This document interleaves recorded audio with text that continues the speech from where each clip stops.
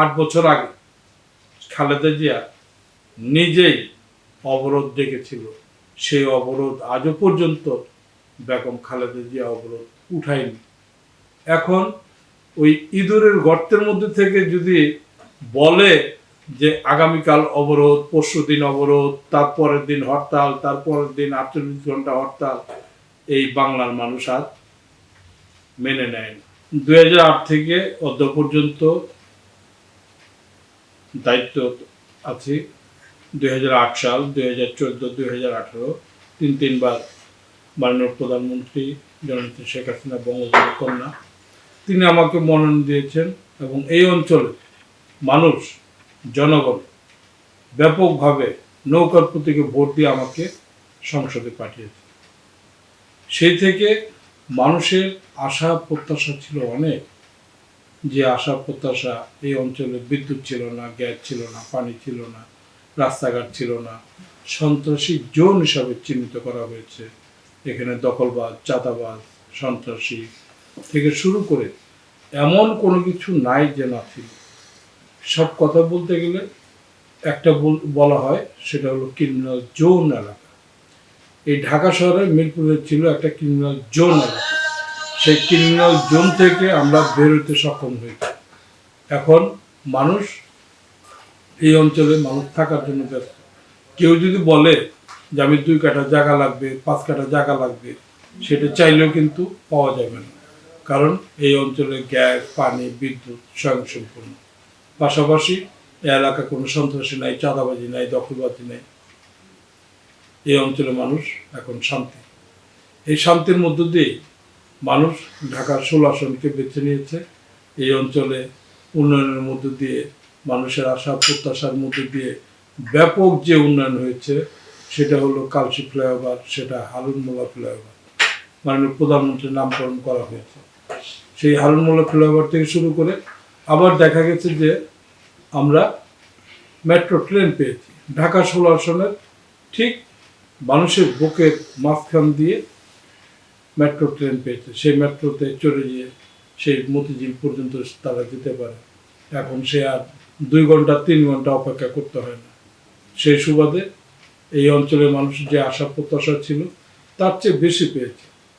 পাশাপাশি আমাদের মাননীয় প্রধানমন্ত্রী জননেত্রী শেখ হাসিনা একটা নির্বাচনী ওয়াদা ছিল বস্তিবাসীদের পুনর্বাসন। সেই বস্তিবাসীদের পুনর্বাসনে এখন 10,000 ফ্ল্যাট হবে পর্যায়ক্রমে। ইতিমধ্যে আমরা 533টা ফ্ল্যাট ইতিমধ্যে আমরা বস্তিবাসীদের থাকার ব্যবস্থা করে দিয়েছি। সেই বস্তিবাসীরা এখন ফ্ল্যাটে থাকে। অন্যান্য ফ্ল্যাটের যে সুযোগ সুবিধা আছে, এই রকম ওই রকম ফ্ল্যাটও তাদের জন্য সুযোগ সুবিধা করে দেওয়া হয়েছে। এইভাবে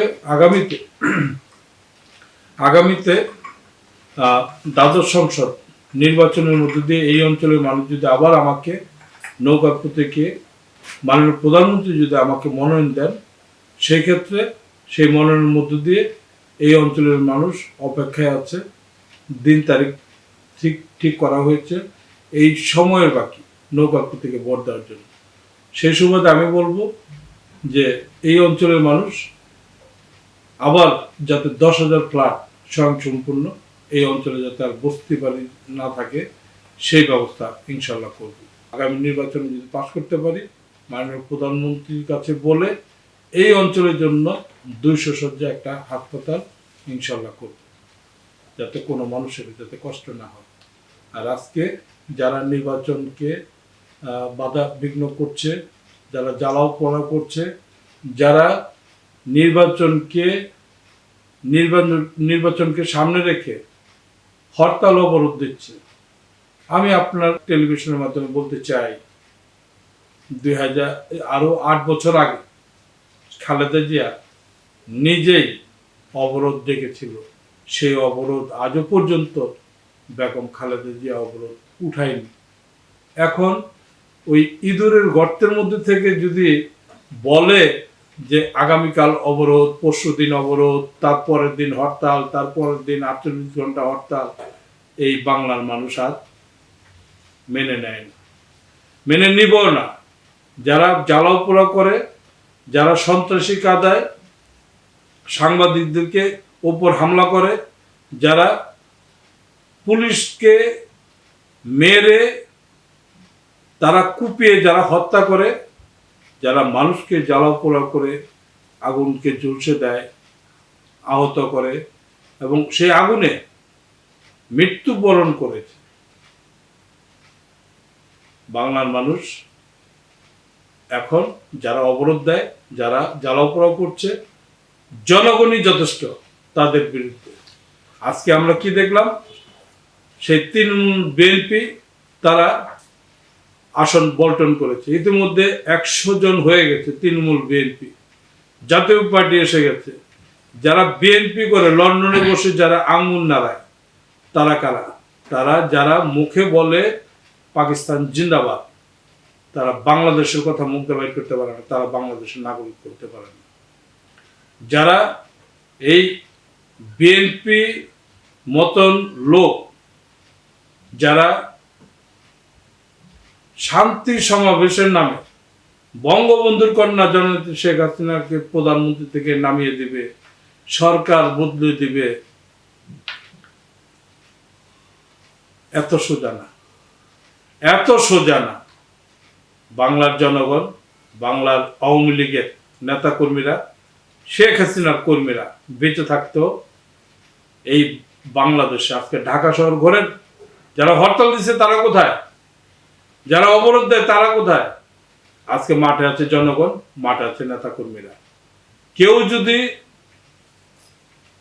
আগুনকে বিশ্বাস করে, যারা মানুষকে হত্যা করে, যারা আগুনে মানুষকে পুড়িয়ে হত্যা করতে চায়, যারা বাসে আগুন দেয় চোরের মতন, একটা চোরে চুরি করে নিয়ে যায়, এই চোরের মতন যদি আগুন দেয়, হরতাল হলে আগামীকাল, তার আগের দিন থেকে গাড়ি পোড়া শুরু করে। ইতিমধ্যে গুলশানে একটা বাসে আগুন দিতে গিয়ে হাতে নাতে ধরে ফেলেছে। তার অবস্থাটা কি হবে? যারা আগুন দেয় তারা হলো ভাড়া করা, তারা বিএনপি নেতা কর্মী না। যারা ভাড়া করা, যারা বোঝে না, কিছুই বোঝে না, টাকার বিনিময়ে আগুন দেয়, তাদেরকে বলতে চাই, টাকায় লোভ হয়েও না। তোমার নিজের সংসার আছে, নিজের পরিবার আছে, নিজের দিকে তাকাও, টাকার লোভ করো না।